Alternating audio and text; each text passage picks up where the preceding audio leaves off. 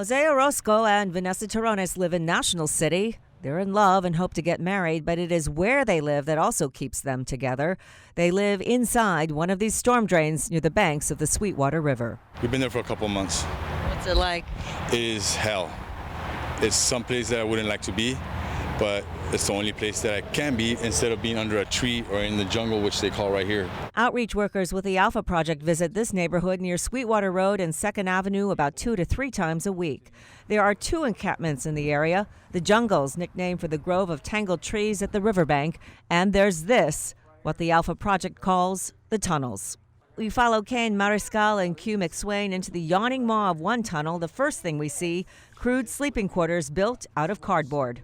The occupants are not around, but there's a chair, some soiled clothing, and personal items. Just a few feet away, a makeshift latrine. These tunnels are long, at least 150 feet, half the length of a football field. This one is dirty and dank, and it smells of urine and feces. I asked Kane and Q, how do people wind up living like this? The answers are not simple. Some people struggle with mental illness, alcohol, or drug addiction. Others somehow got lost and still haven't found a way back. Jose is willing to share his story. It all started when I got into the drugs. The crystal meth is a very bad drug. Once derailed by his drug habit, Jose is clean now. His fiancée, Vanessa, suffers from a chronic medical condition. They are desperate to leave their life in the tunnels.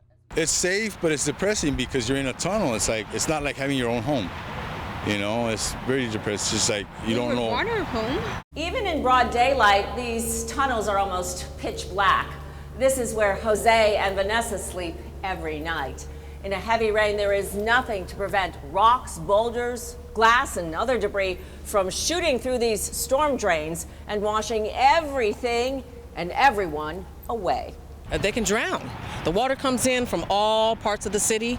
It fills up these tunnels and it comes through really, really fast. In addition to offering help to find services and decent housing, the team from the Alpha Project tries to get people out of these tunnels. There's probably a few people out here that's going to die. The team at the Alpha Project is patient. On many days, the people they meet in the tunnel say they don't need any help, but Q and Kane prefer to think of the other days when someone finally says yes. Jose and Vanessa have so little here, a thin mattress, a few backpacks, a bike that belongs to Jose, but they have each other. We take turns watching out for each other. That's all we do. I have my food stamps and I go canning.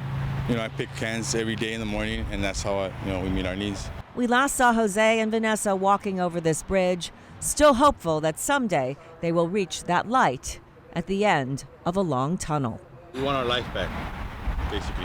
Are you hopeful that maybe some things will change in the future? Oh, I'm very hopeful, yes. The Alpha Project is trying to get Jose and Vanessa into the shelter run by St. Vincent de Paul's in the East Village. Once Jose has a decent place to live, it may be easier for him to find a job. Just one step and then another in what they hope will be a way to get out of the tunnel. Sasha Fu, KUSI News.